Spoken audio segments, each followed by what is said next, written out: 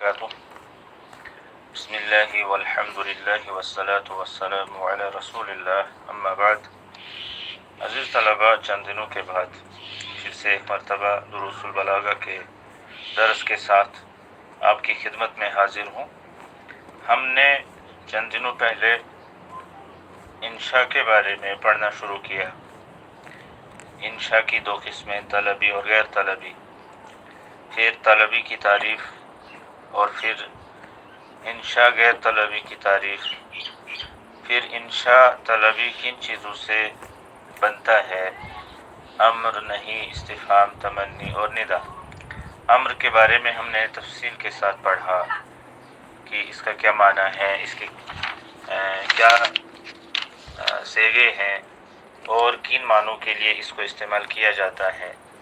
پھر ہم نے اس کے بعد نہیں کے بارے میں پڑھا کہ نہیں کا ایک ہی صیغہ ہے اور یہ کس معنی کے لیے استعمال ہوتا ہے.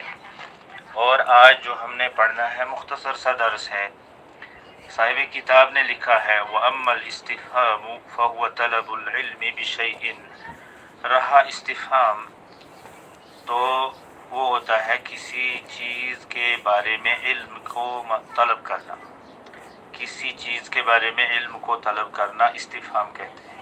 کسی چیز کے بارے میں ہم پوچھتے ہیں، سوال کرتے ہیں کہ یہ کیا چیز ہے، اس کا کیا فائدہ ہے، یہ کہاں سے آئی ہے. تو اس چیز کے بارے میں معلومات اور انفارمیشن ہمیں چاہیے ہوتی ہے، تو اس کے لیے استفہام استعمال کیا جاتا ہے. استفہام کا اسلوب اس کے لیے ہم یوز کرتے ہیں. اس کے کچھ حروف ہیں، استفہام کے لیے کچھ حروف ہیں، ان کو ہم استعمال کرتے ہوئے کسی چیز کے بارے میں انفارمیشن اور علم طلب کرتے ہیں. لکھا ہے وَأَدَوَاتُهُ، اور اس کے ادوات ہیں، یعنی استفہام کے جو ٹولز ہیں، جو ادوات ہیں، جو حروف ہیں، وہ ہیں الحمزہ، حمزہ، اور اسی طرح سے حل اور ما ومن ومتا وایان وکیف واینا وانا وکم وایو. یہ سارے استفہام کے ادوات ہیں، استفہام کے حروف ہیں. ان کے ذریعے سے ہم کسی چیز کے بارے میں علم حاصل کرنا چاہتے ہیں، علم حاصل کرنے کو طلب کرتے ہیں. تو حمزہ کا معنی کیا، حل کا معنی بھی کیا، وما اس کا معنی بھی جملے کے اندر کیا ہی نکلتا ہے. من کون، متا کب، ایانا